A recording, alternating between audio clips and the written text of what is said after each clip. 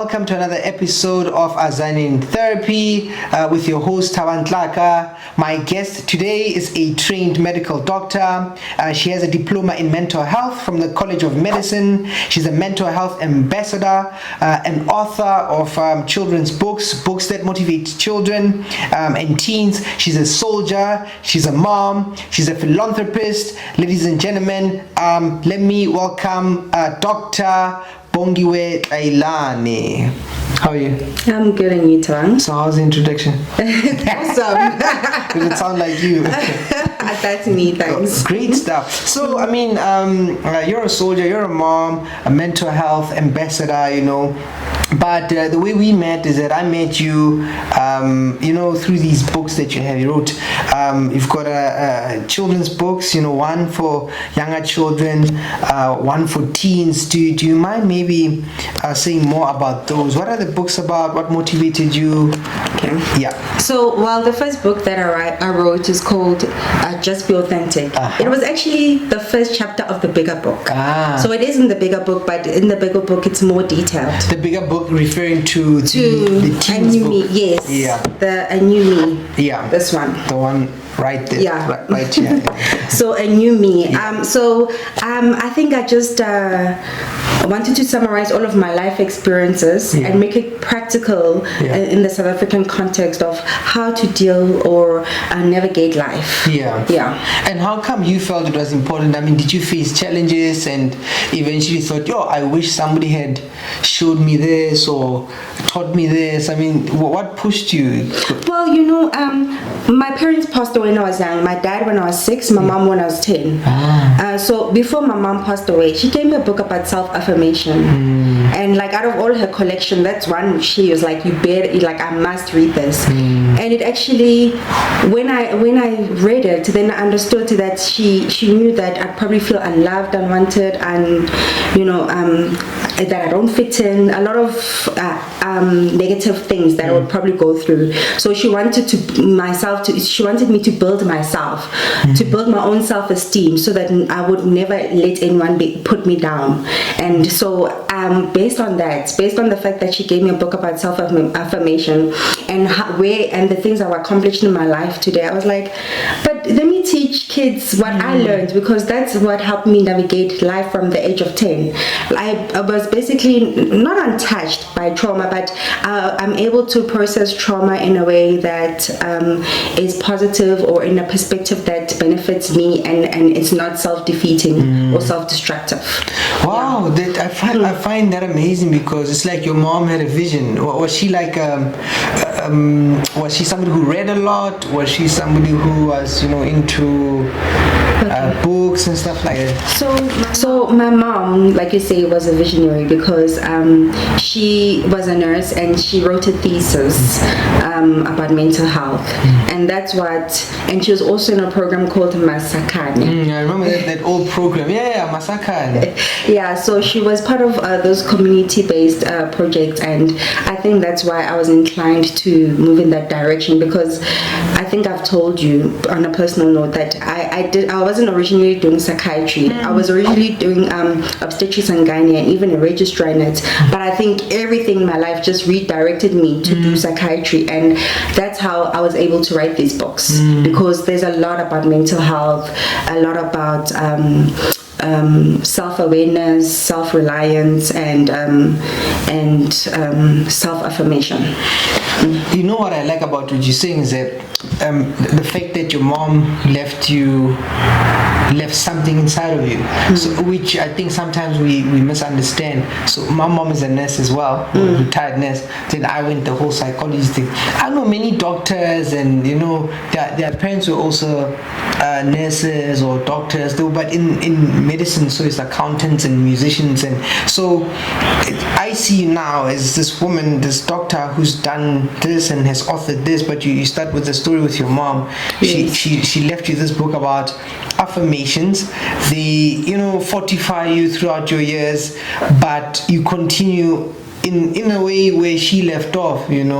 So I like that. I like how what she left in you is like it's still it's still Living. manifesting, still living. Yes. Living is the right word. Yes. So, so you said the first one, the book, just be authentic. Be. I like the whole be thing, like the whole play on the be. It's a busy bee.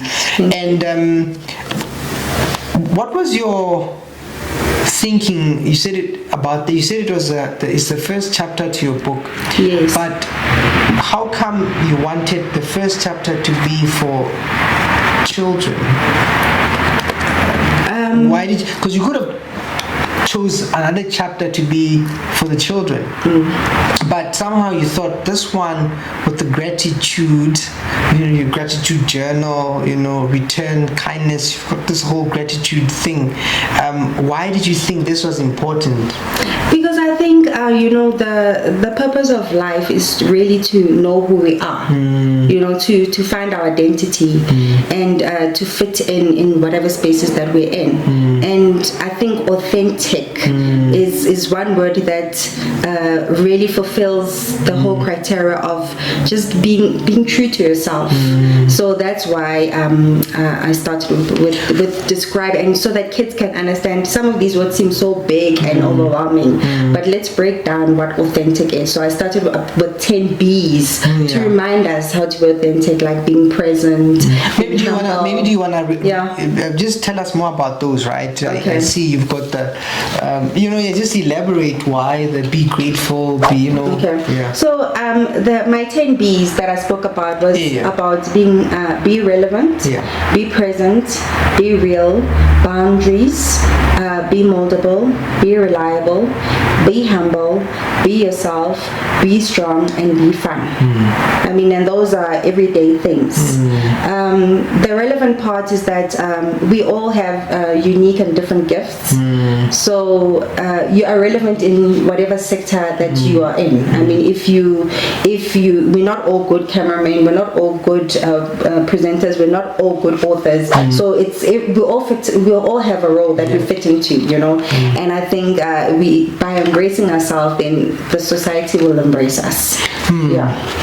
I'll tell you why I like the first being authentic, right? Yeah. Because I find when I work with people, one of the things that has been taken away from them is their voice. So you were a child and you were curious about things, and people kept telling you, don't do that, don't, and I find that people grow up and then that thing almost dies or it withers away. And you have these adults who don't know who they are because somehow they were being told to not be who they were. And so I think that's an important message. Now, when you share these with children, what do you experience? What do you find they do? How do they, take in your book, take in the concepts that you teach them? So what I like is that I ask questions. Yeah. So then I'm more curious about what they think or how like they a true do health things. professional.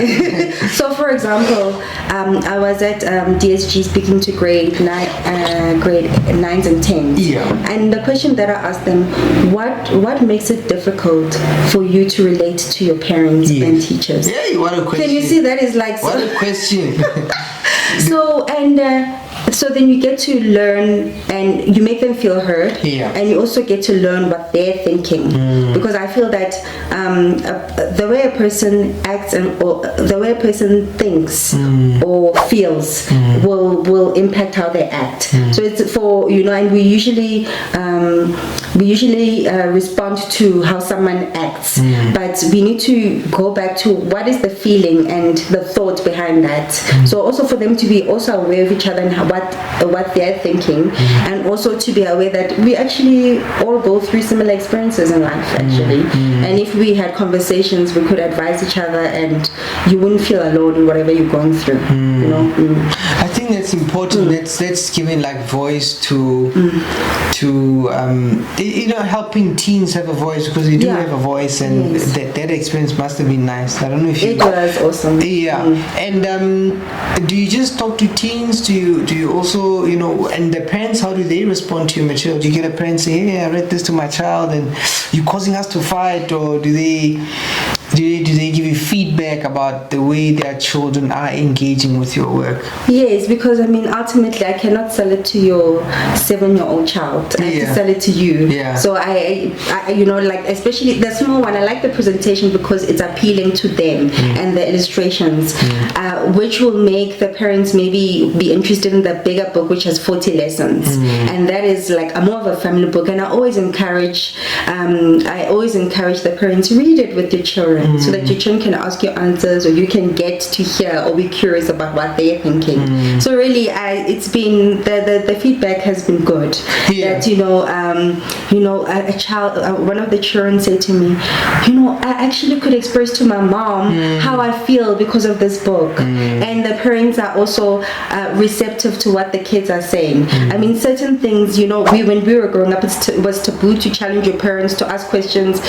We are moving to this town, you have to accept it. You're moving to the school, I'm marrying someone else, you have to accept it. You have to accept it. But I think now, like, it's a way of having deeper conversations between parents and children without feeling like there's blame or there's pointing fingers, but basically learning and teach and learn from each other as a family.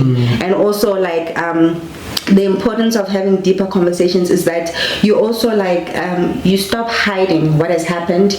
The truth of everything that has happened comes out, but is received in a better way, not in a judgmental way, so that the family can move forward and not have family secrets or hiding things under the carpet, because that's how we can now start working with the damage that has happened, because there is damage that has happened in all families, if we're honest with each other. I'm just imagining a parent listening to you now and thinking, but hey, there are some things you can't say. But I tend to agree with that, because I also find that there are conversations that families could have, but they don't have because the parents themselves are not in a good place, right? So when you say you encourage the parents to read the books with the children, I think that's a useful idea. Yes. Because it creates what you just said, that space, a safe space to be able to then talk about things. And this actually becomes part of the family. And because we are being authentic, we're engaging, we can really address the things that need to be addressed. Yeah. What has surprised you about the book? So, I mean, you had this idea. You go out and you set it out, and you type it. You've got beautiful layout. It's very nice. And then you start sharing your ideas with the world. What has surprised you in this journey? Sure. I think the fact that I was selling from my boot means that I was able to meet a lot of parents, a lot of families, and just have conversations. That's how we met. Yes, that's how we met. Because you sold to me. And you said, how you like this? Because remember, I approached your child first. I'm like, hey, wait. It's nice that you bring it up, because you like those people in the shops. They with the sweet, they give the child, and the child grabs it, and you're like, okay, so you're gonna pay. Oh, nice move. So is that like a specific strategy? Well, obviously, especially for the smaller one, because and then they grab it, and then I'm like, oh, your child seems interested in the cover of my book. Can we talk about it? I see. But I think just like having one-on-one conversations, yes, and also getting feedback. A lot of people have my WhatsApp. They WhatsApp. Oh, they're like, wow, my child is looking at things in a different way. We're not fighting so much. We're understanding each other more. And so it's about really self-understanding and understanding your parents, understanding each other in the context of the world we live in. That's amazing, Camille. You wrote a book, and the book but also increased your relationships. Yes, definitely. And you've met people. Yes. And you've touched people. And what have you learned?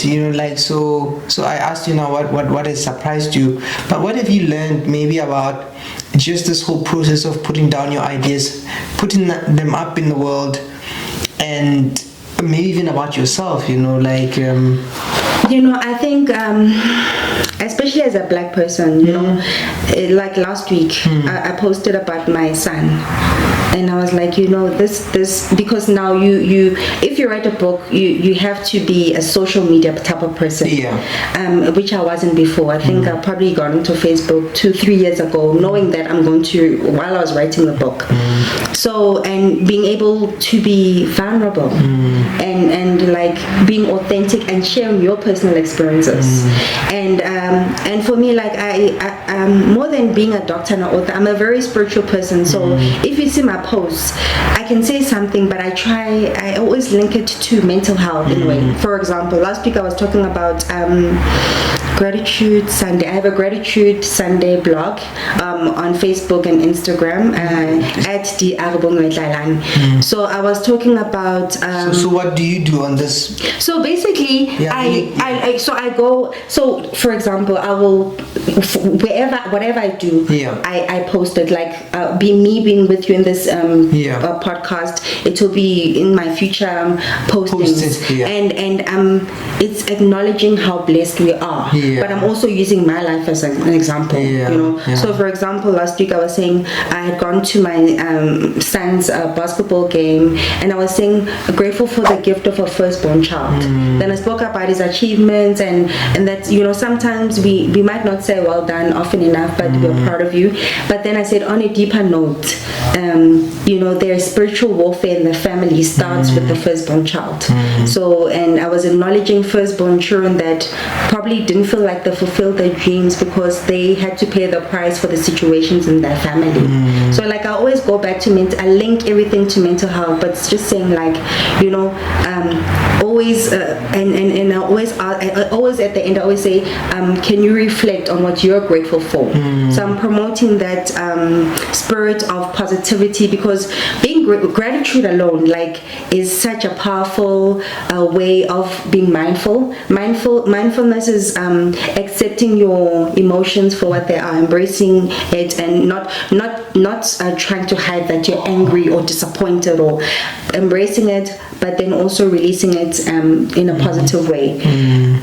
So the benefits of gratitude, I use like the word pain to remember it. So seeing the blessing in disguise in every situation, even if you're going through difficult times, it will also enable more good things to happen to you because you're releasing positive energy, and also it's never taking anything for granted. And when you start doing that, then you start seeing the small miracles in small things, in everything. So gratitude is a way, it's a good way of changing your perception, and also just being light and positive about life, because life can be hard, can be traumatic, it can be difficult, it can be sometimes confusing, but I think if you may have a spirit of gratitude, you're just always floating above the ocean instead of like feeling like you're drowning the whole time. Speaking about, you know, your gratitude post blogs, I think it's a nice initiative in that gratitude for me I think helps me appreciate life. Like especially with the work that I do, like I find that, you know, like at any given point your life could be in distress. Yes. But even in that context, there are some things that are going well. Yes. And sometimes we tend to then catastrophize, or we take one experience, we color everything. So I think having the ability to say, yes, this is not going okay, but I still have this, I have my health, family, this and that. So to be reminded of those things, because I often talk about losses, a loss within a loss. Like people lose and they think that's like the worst thing, and in then bemoaning the fact that you've lost, you might lose even more. So I'm saying it's okay to lose, but also be grateful for what still works. So I like that. What you said about the posts, and you said then you were sharing a story about your son. How much do you decide to share, like being authentic? So I'm for being authentic, but sometimes I have misgivings in that I just think, hey, but there's some people, like, not everybody who comes to your posts means well. Yes. Like, you know, some people, you come happy, you type something positive, now you just see some weird comment, like, where is this coming from? And do you ever get things like that? Because I often think about when I want to share something about my personal life, children, and I always think, hey, but there's some people, they don't mean well. How do you think about that? Well, you know, I think, well, I'm not on Twitter. I know Twitter can be nasty. Yeah. I'm on Facebook. A lot of people who do comment is mostly actually people I know. Okay. So it's an interaction in that place. But because I'm also a spiritual warrior, if I'm going to talk about being authentic, I have to be the example of being authentic. I'm an influencer. So an influencer means your life is going to be, the fact that I wrote a book, I mean, I wrote a lot of my life experiences as well. So it's all out there anyway, you know, in terms of my life, it's all out there. You've never really had like your family member call you and say, hey, or, you know, a close friend to say, hey, but you're sharing a bit, a lot. You've never had somebody approach you that. Well, you know, my brother will always say, yeah, you can talk about the fact that I smoked dacha and that now I'm clean and I'm on medication and I'm fine, but why don't you write that I wrote 6 why did you 6 books, you know? Why did you put it nicely? 6 poetry. No, but I mean, I think even in my book, I did write about even my ex-husband because I'm divorced, but I wrote about it in a chapter about perception, and I wrote about it in such a positive light that, you know, by us, the way we treat each other even after divorce, it will influence how everyone else treats our relationship and how the grandparents, you know, embrace their grandchildren. So there's nothing that I wrote in my book that was like pointing anyone in a negative light. Like, take really, I didn't, because my book is about motivation and about positivity. So I always spin and turn everything around so that no one feels personally attacked. You know, I don't know how I was able to do that by God's grace, but I did that. Yeah, I was going to ask you that. I was going to actually, my follow-up question was going to be, you sound like somebody you've been through things, but somehow you have a way of working with it to a positive end. Yes. For example, I hear you talking about divorce. The way you're talking about it is not the way other people tend to experience it. Yes. Right? Like the idea that me and this person had this relationship, we had this marriage, and, you know, for whatever reason it didn't work out, but I'm thinking, okay, what's the best interest of the children? Yes. And so I'm willing to then work with this person. It's not the typical approach. The typical approach is I'm going to show this. So I'm interested, because this platform is about that, conversations about healing. How, like, what helped you? Like, was it your spirituality? Is it the way you generally look at life, and, you know?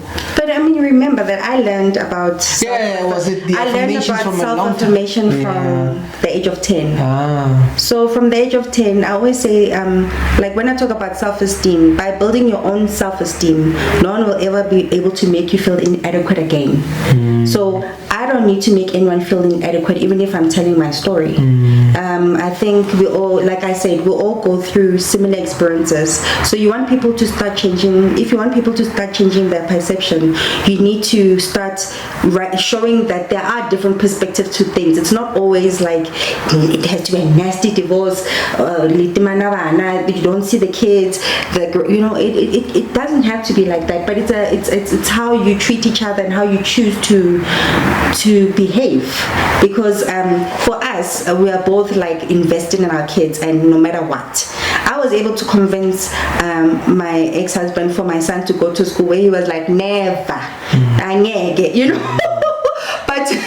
but my approach was like, you know, but this is what he'd like, and what, and also I also did things in an independent way. I think also some of the things that make divorces ugly is the financial part, and I think it helps also if both parties are independent in terms of, you know, the finances and their decisions and whatnot. Because I was like, whatever decision you make, if my son wants this, our son, I think Nice correction if there. our son, if you whatever part you can play in it, please do. But if you can't, I can do this for him. You know, if so you're a it doctor, depends. of course, if you're a doctor, you can, you can make a plan. No, but I mean, I think there are a lot of like hidden secrets in life, for example, and I think that maybe I don't want to say like white people do. For example, we all have bonds. You can always adjust your bond to increase money for school fees and stuff. It's not like you know, the biggest misconception is that doctors have money. It's not like that. I mean, the first thing market is follow. You know, big cars, big houses. Like your lifestyle when you become a doctor is really debt inducing. Yeah. So it's not even about how much money. It's about how clever you can be about money. No, I get you. I get you. No, I'm with you. So, but if you really want something, they can really maneuver about it, and then God does the rest. You know. Yeah. God does, and also, and it really goes back to tithing, because I made a conscious decision when I was able to clear up a lot of my debt to make sure that I tithe. It's not necessarily 10%, but it's almost 10% of my salary, and I don't touch it no matter how many financial difficulties I'm going through. I've hardly been going to church physically this year because I work on Sundays and I'm busy with other things. But I made a conscious decision that I will give to God first, because I know the power of giving and how like your life just the abundance overflows. And then people went, hello, by God's grace, because when you're able to give God first, and giving is not only money, give your time. These books are a gift, because we're trying to break generational curses. We're trying to build families. So by giving back, God gives. I mean, it's not, and any entrepreneur knows that you actually, especially in the beginning, lose more than you make. So it's not even about, people mustn't think, it's not like that. But because really, if you give, it comes back to you. Whatever you give, it comes back to you. Yeah. What I get from you is just a sense of wholeness and wholesomeness. Contentment. Yeah, and then I think when you are like that, you can then deal kindly with people because you are kind to yourself. Yes. And you are okay with yourself. Yes. And so this is what I hear when I hear you. I hear somebody who's okay with herself, and therefore then she can negotiate relationships nicely. Maybe one more important thing that you think people will get from engaging with your material. I think, you might say, no, I don't have anyone, I don't have a good support structure. You build your own support structure. Adopt a friend, adopt a father, adopt a mother. By getting to know other people, you learn a lot from other people, but I don't think you ever need to feel alone, And I think also, there was someone who was criticized, I did get a criticism that it's too religious or something, but I'm trying to say you're not in control of everything. There is a source a bit greater than you, whether you call it God or whatever, the universe, whatever you call it.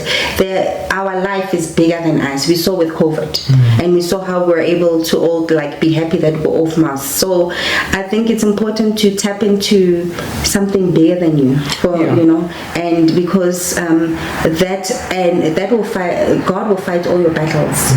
Whatever you can do yourself, but also believe in miracles, believe in yourself, believe in bigger things, dream big.